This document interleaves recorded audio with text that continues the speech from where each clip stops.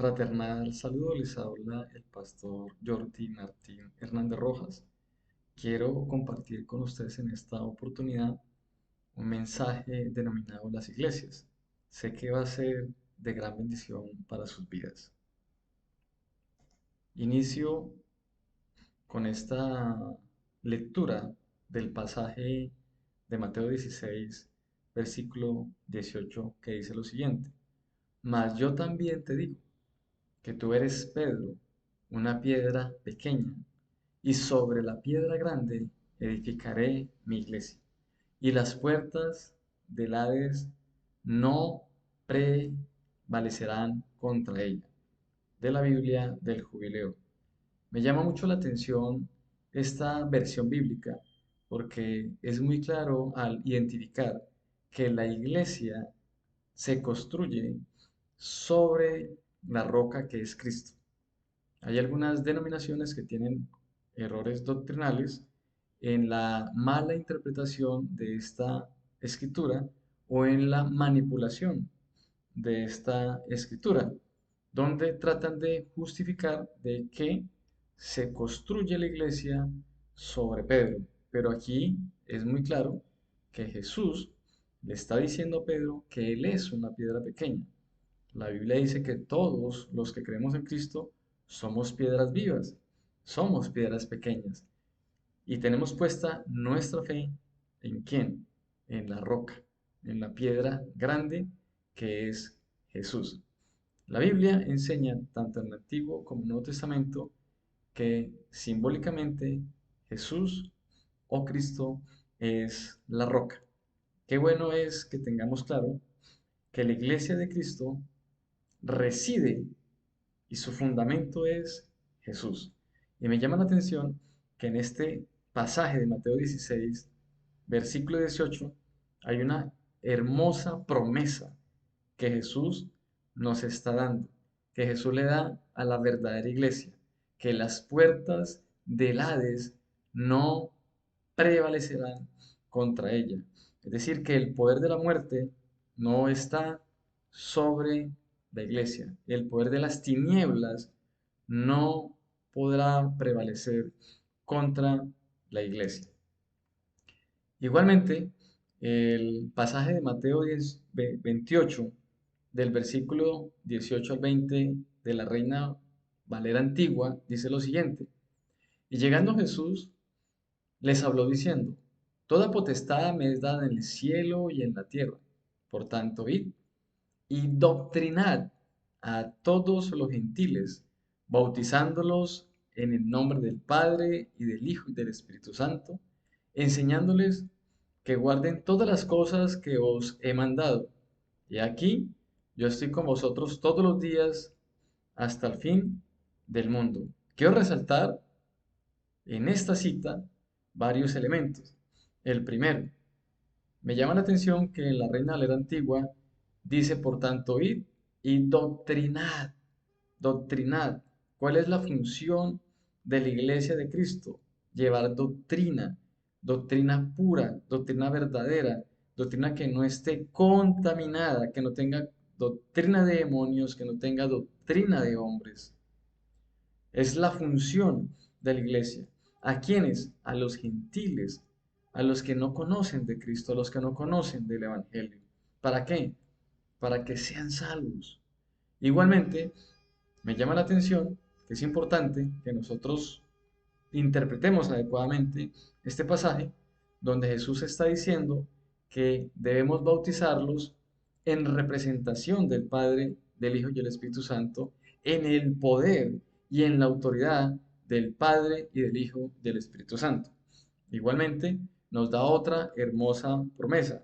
Dice que Él estará con nosotros todos los días hasta el fin del mundo. Es decir, que la iglesia de Cristo tiene dos hermosas promesas dadas directamente por el dueño de la iglesia, por Jesús, que es que las tinieblas y que la muerte no pueden vencer a la iglesia de Cristo y que Él estará con nosotros hasta el fin del tiempo.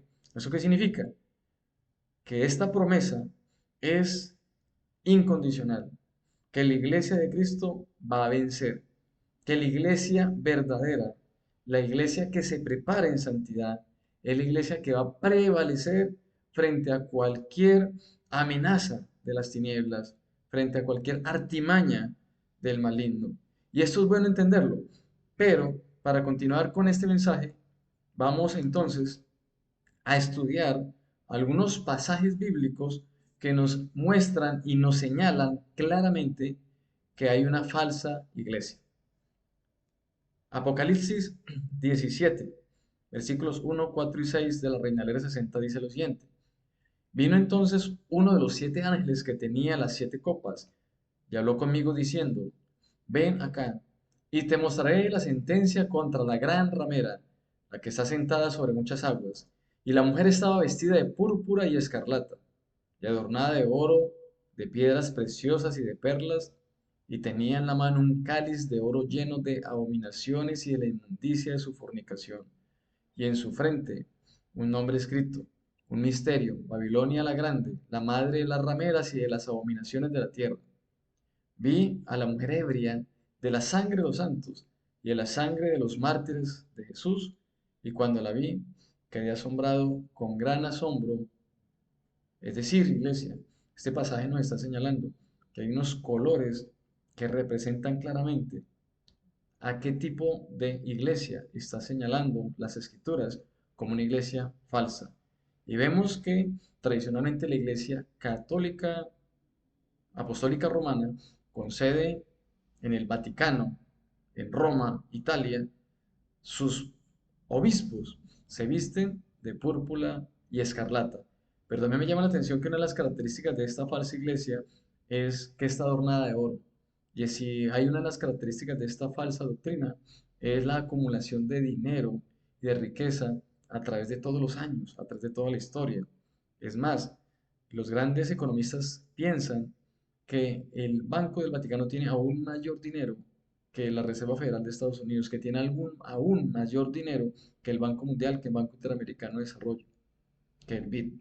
Es decir, tenemos claro que esta falsa iglesia ha llenado sus arcas, manipulando la fe de las personas. Y lo han hecho durante muchos años, durante muchos siglos. Y la historia muestra cómo en la época medieval la iglesia católica era la que ponía y quitaba reyes, y la iglesia católica administraba aún las propiedades, las tierras, las tenencias del pueblo, cosa que se venció, por supuesto, cuando arranca la época conocida teológicamente como la Reforma, especialmente liderada por Martín Lutero. Esa libertad espiritual también trajo una libertad económica. A través de el liberalismo económico, pues se dan toda una serie de otros procesos históricos que hoy en día igualmente esta Iglesia Católica quiere destruir.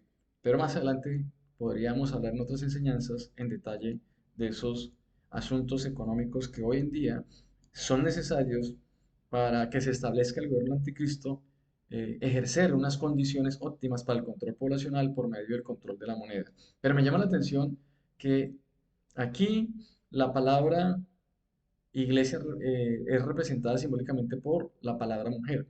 Conocemos que la Biblia se interpreta a sí misma, conocemos que la Biblia tiene una gran simbología y bíblicamente vemos que en Apocalipsis, que es un libro lleno de una rica simbología, esta misma simbología nos señala que la iglesia es señalada con la palabra mujer.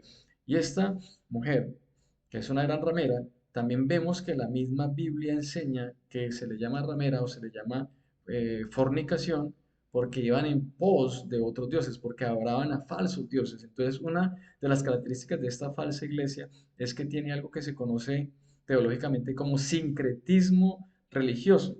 ¿Qué es el sincretismo religioso? Es la unión de diferentes teologías, de diferentes doctrinas. Y todos sabemos que históricamente cuando nace el catolicismo como iglesia, une todas esas doctrinas paganas de los babilonios, de los medopersas, de los egipcios, de los griegos, de los mismos romanos. Es decir, ¿cómo nace esta religión? ¿Cómo nace esta doctrina? Uniendo toda una serie de doctrinas que bíblicamente son abominación ante los ojos de un Dios santo y que conocemos que son bíblicamente doctrinas contrarias a la ley moral de Dios.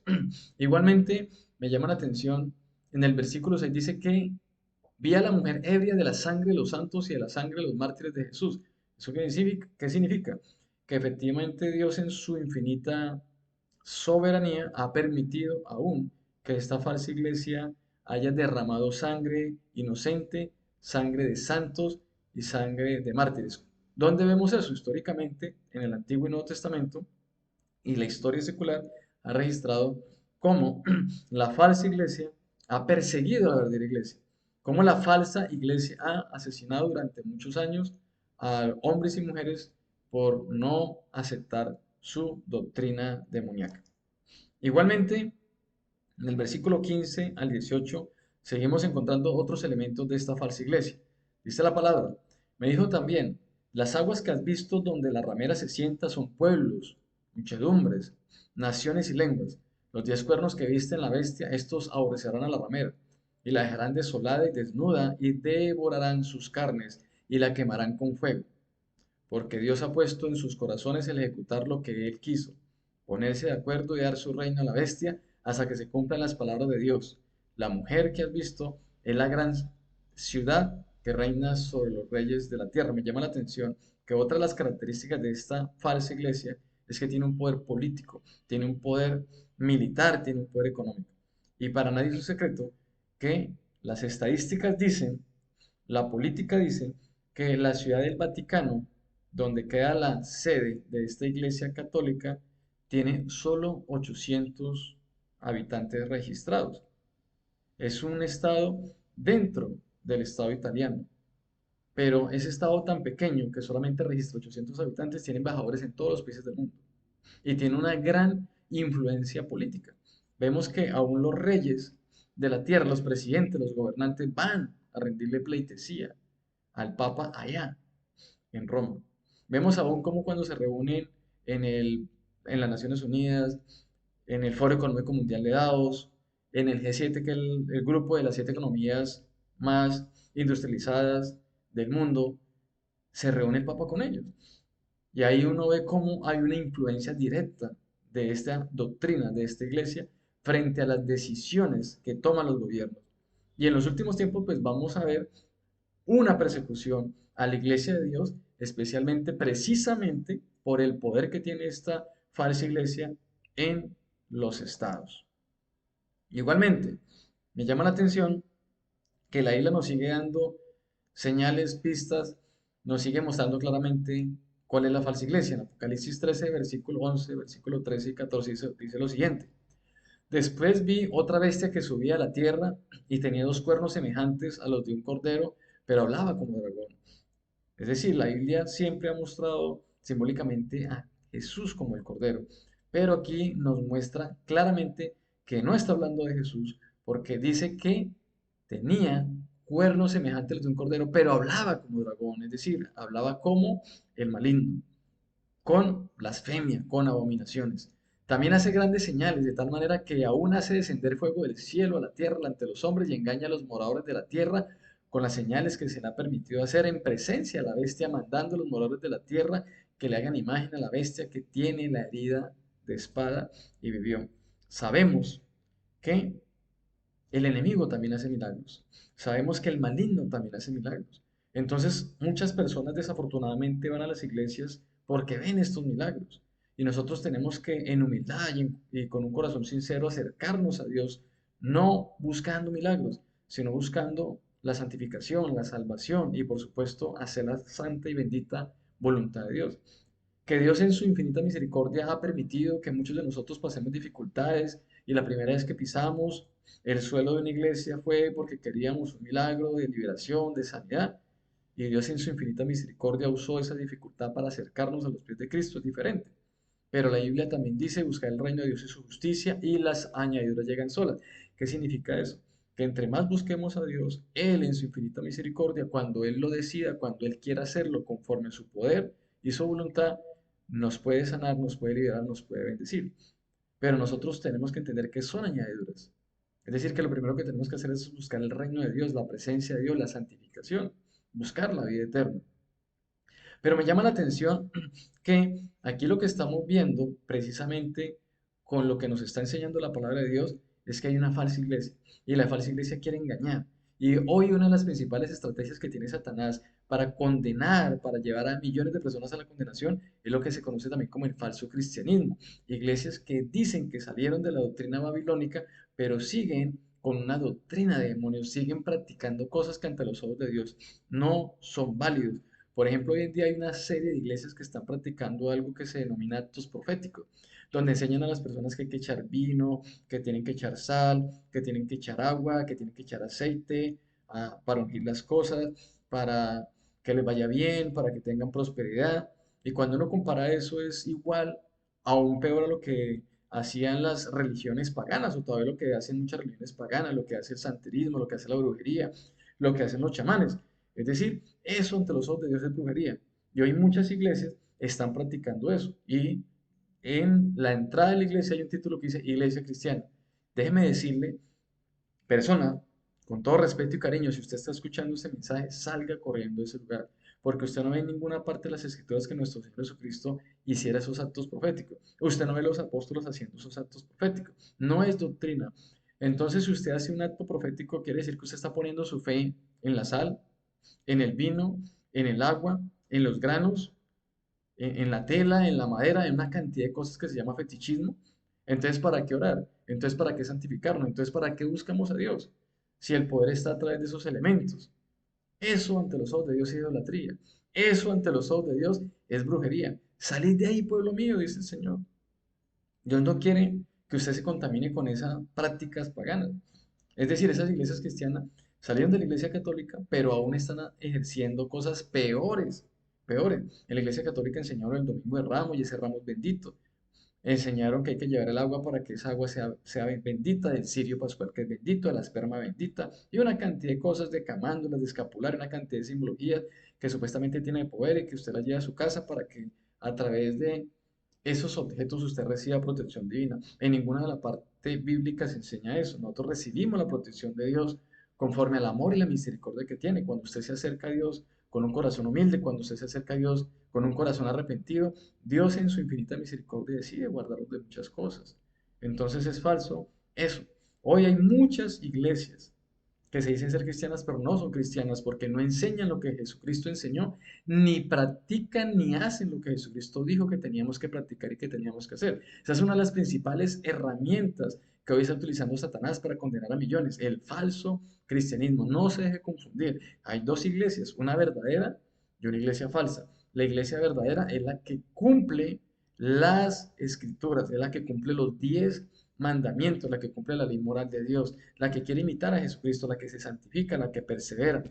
Y la iglesia falsa es al contrario, la que quiere mostrar aspectos de piedad, pero no, es la que está al contrario, confundiendo. Tú eres en las escrituras, la malinterpreta para que las personas justifiquen aún su pecado. Dice la palabra en Apocalipsis 18, versículo 4 al 5. Y oí otra voz del cielo que decía, salid de ella, pueblo mío, para que no seáis partícipes de sus pecados, ni recibáis parte de sus plagas, porque sus pecados han llegado hasta el cielo y Dios se ha acordado de sus maldades.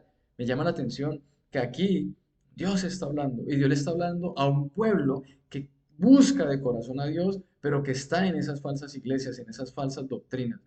Y Dios les está llamando, pueblo mío, salgan de ahí para que no se hagan partícipes de sus pecados, porque sin santidad nadie verá a Dios. Es decir, que si esas personas no salen de ahí, solamente Dios en su infinita misericordia sabe si van a ser salvas, pero se corre un enorme riesgo de que no sean salvos, precisamente porque están ahí en un lugar donde hay una doctrina de demonios, doctrina de Balán, doctrinas extrañas. Pero Dios en su infinita misericordia está extendiendo su gracia por medio de Cristo. Y le está diciendo a esas personas que están en esos lugares, que están buscando a Dios de corazón, le están diciendo, salga de ahí, pueblo mío. Mire que Dios todavía a esas personas, ¿cómo les está diciendo? ¿Cómo les está llamando? Pueblo mío. Es decir, hay personas que están buscando a Dios de corazón, pero están en lugares donde los están engañando, donde los están manipulando, donde los están estafando. Así como se inventaron esa falsa doctrina, o mejor aún, incorporaron esa falsa doctrina de los actos proféticos, también han generado una serie de evangelios contrarios al evangelio del reino de Dios. Hay un evangelio que llama el evangelio ahora, donde están diciendo que si el gobernador es cristiano, el presidente es cristiano, los ministros son cristianos, entonces vamos a solucionar todos los problemas de la humanidad. Eso es antibíblico, porque Jesucristo dijo que la pobreza nunca se iba a eliminar, que los pobres siempre iban a estar con Él. Jesucristo nos advierte que en los últimos tiempos la maldad se iba a multiplicar. La Biblia nos muestra que en los últimos tiempos la maldad se iba a multiplicar, los desastres se iban a multiplicar. Entonces no es cierto que si tenemos gobernantes cristianos los problemas se van a solucionar. Al contrario, la Biblia nos muestra que antes de la segunda venida de Cristo todo iba a empeorar. Es decir, es antibíblico creer que vamos a solucionar las cosas acá en la tierra. No hay ningún gobierno liderado por seres humanos que tenga éxito. El único gobierno que va a tener éxito es el gobierno de Dios, la teocracia, cuando Jesucristo sea el Rey de Reyes y Señor de Señores. Antes no, porque el corazón del hombre siempre está encaminado hacia la maldad. Tenemos una naturaleza caída. El hombre le gusta el pecado. El hombre quiere siempre hacer las cosas malas ante los ojos de Dios. Eso lo enseña la Biblia. Cuando llegamos a Cristo, igual seguimos siendo pecadores. Lo que pasa es que ya el pecado no nos gobierna, el pecado no señorea nuestras vidas, pero igual tenemos una tendencia pecaminosa. Por eso hay tres tipos de santidad. La santidad posicional en Cristo, porque cuando llegamos a Cristo y nos arrepentimos de corazón, el Señor nos llama a sus santos. Y somos salvos por su gracia, por la sangre preciosa que Jesucristo derramó en la cruz. Pero hay una santidad progresiva, que es la santidad que vamos adquiriendo todos los días con la ayuda del Espíritu Santo. Pero para que esa santidad se vaya manifestando en nuestras vidas, tenemos que hacer los ejercicios espirituales. ¿Y cuáles son los ejercicios espirituales? Congregarnos, orar, ayunar, leer la palabra, adorar, tener fe. Y por supuesto, la tercera santidad es la santidad eterna cuando estemos en la presencia de Dios. Entonces, iglesia, no se deje confundir de esas falsas doctrinas del reino ahora. No se dejen engañar de la doctrina del Evangelio de la prosperidad, de las palabras de motivación, que suena muy bonito, pero son antibíblicas. No se dejen engañar de esas iglesias que enseñan que hay que hacer pactos con Dios. Dios es un Dios de pacto, pero el que hace los pactos es Dios, porque es el que tiene el poder para cumplirlos. Usted y yo, ¿qué le podemos ofrecer a Dios? Ni siquiera nuestras vidas, porque la vida nuestra depende de Dios. ¿Qué le podemos decir a Dios? ¿Qué le podemos ofrecer a Dios? Si aún amanecemos con vida porque Dios así quiso, Dios nos guardó mientras que dormíamos, Dios nos ha guardado para que no nos dé un derrame cerebral, Dios nos ha guardado para que no nos dé un infarto, para que no tengamos un accidente aún cuando nos bañamos y caemos de para atrás y nos podemos morir. No le podemos ofrecer nada a Dios porque Dios no necesita nada. Dios es 100% entero, 100% completo, 100% santo, 100% perfecto, 100% completo. Dios no necesita nada de nosotros. Nosotros somos los que necesitamos todo de Él. Entonces, cuando yo hago un pacto con Dios, es querer torcer la voluntad de Dios. Cuando yo le digo a Dios, yo doy esta ofrenda o hago esto y usted me da a cambio esto, es yo colocarle condiciones a Dios, exigirle a Dios cosas. Y yo no puedo colocarle condiciones a Dios. Los seres humanos no pueden ni podemos ponerle condiciones a Dios. Nosotros no podemos torcer la voluntad de Dios. Nosotros no podemos obligar a Dios a nada. Yo he visto muchos milagros en mi vida y en la vida de muchas personas solamente producto del amor y la misericordia que Dios nos tiene, sin ofrecerle nada a Dios. Por supuesto, Dios sí quiere que tengamos un cambio. Por supuesto, Dios sí quiere que nos santifiquemos. Por supuesto, Dios quiere que obedezcamos su palabra, que caminemos en fe, que caminemos tras las pisadas del Maestro, del Señor Jesucristo. Dios quiere que tengamos una vida en santidad. Dios quiere que lo amemos de corazón, que lo adoremos con todas nuestras fuerzas, con toda nuestra alma, con toda nuestra mente. Pero eso de hacer pactos no es bíblico. Más adelante estaremos dando unas enseñanzas 100% bíblicas, con todo el sustento bíblico y teológico para demostrar que no debemos hacer pactos. Miren, es importante lo que nos enseña la palabra con relación a la verdadera iglesia, a la iglesia de Cristo. Y en Apocalipsis 12, el versículo 1, 2 y el 5 y 6 encontramos lo siguiente. Apareció en el cielo una gran señal, una mujer vestida del sol, con la luna debajo de sus pies y sobre su cabeza una corona de 2 estrellas. Y estando encinta, clamaba con dolores de parto, en la angustia del alumbramiento. Y ella dio a luz un hijo varón, que regirá con vara de hierro a todas las naciones, y su hijo fue arrebatado para Dios y para su trono. Y la mujer huyó al desierto, donde tiene lugar preparado con Dios para que allí la sustenten por 1270 días. Aquí no está hablando de la Virgen María, como la quieren mostrar los de la Iglesia Católica. Aquí está hablando nuevamente de la verdadera iglesia, de la iglesia de Cristo. Y recordemos que en Génesis 3:15, cuando se establece el primer juicio sobre la humanidad, Dios le promete a Adán y a Eva que de la mujer iban a ser el que iba a pisar con herida de muerte a Satanás. Es decir, en Génesis 3:15 arrancan las dos simientes, la simiente de Cristo y la simiente de Satanás.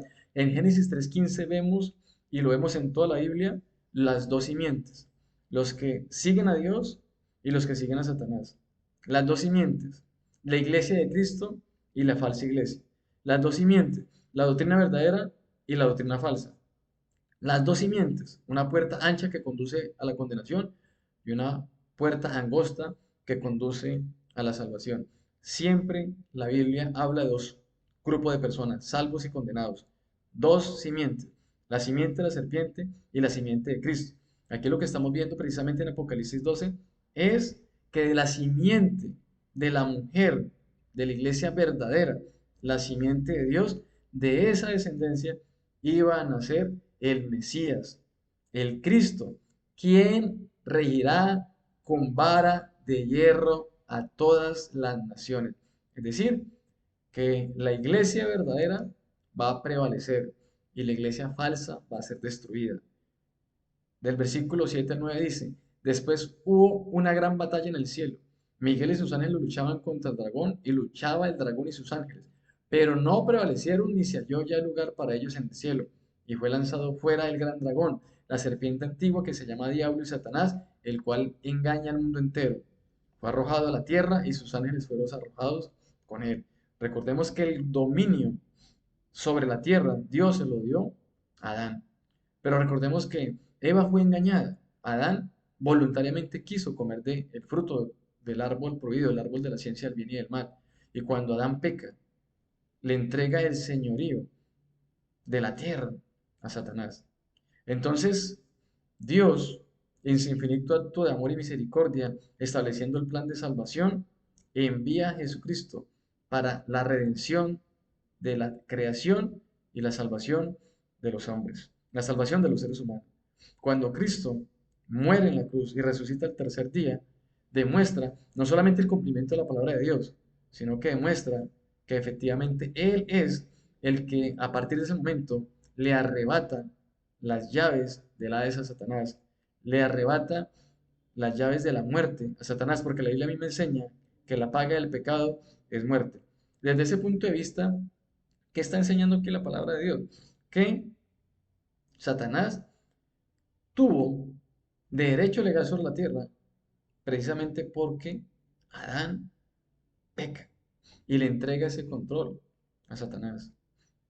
Pero ese control es arrebatado cuando Cristo muere y resucita en la cruz. La Biblia enseña que el Dios de este mundo todavía sigue siendo Satanás.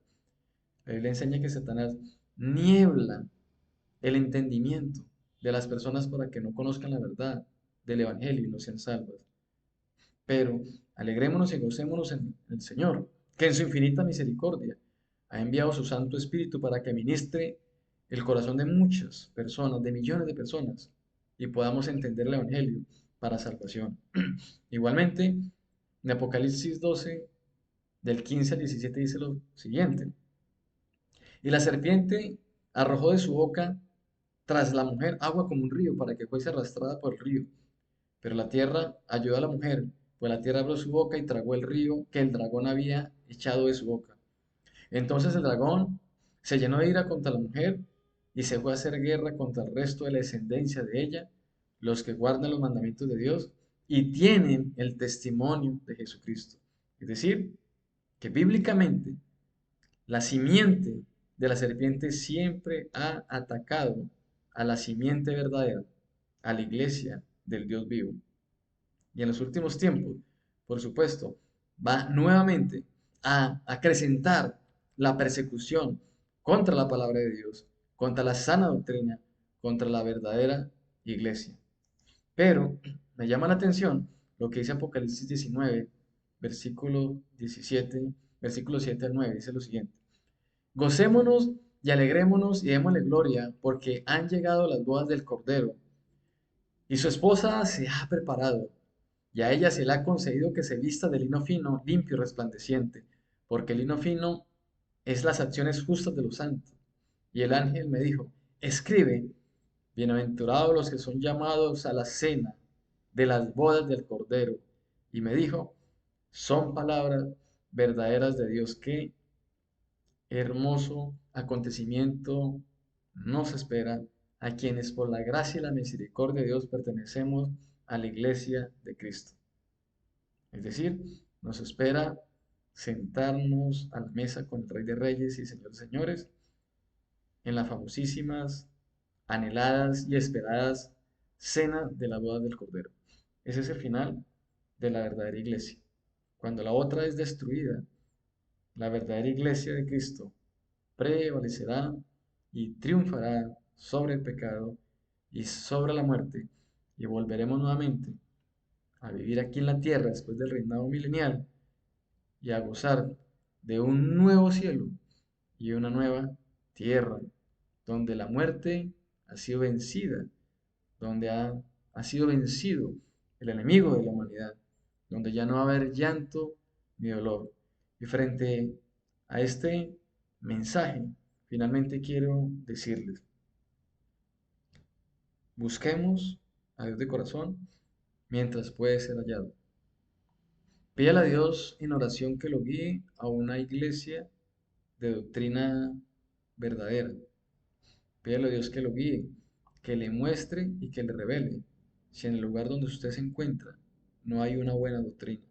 Identifica, hermano, identifica las falsas doctrinas. Mire si en su iglesia hay evangelio de la prosperidad, el evangelio del reino ahora, el evangelio de la hipergracia, el evangelio de los pactos, el evangelio de los actos proféticos. Mire si en su iglesia prevalecen más las costumbres de los hombres que lo que enseña Dios en su bendita palabra. Y sal de ahí, pueblo mío, dice el Señor, porque la venida de nuestro Señor Jesucristo está muy cerca. Y cuando ya Cristo aparezca en la nube por su iglesia, ya no hay tiempo para arrepentirnos. Hagámoslo ahora, dice la palabra, que el Señor puede ser hallado. Dios me los bendiga enormemente y Dios les permita continuar bajo las alas del Altísimo. Un abrazo. Dios los bendiga.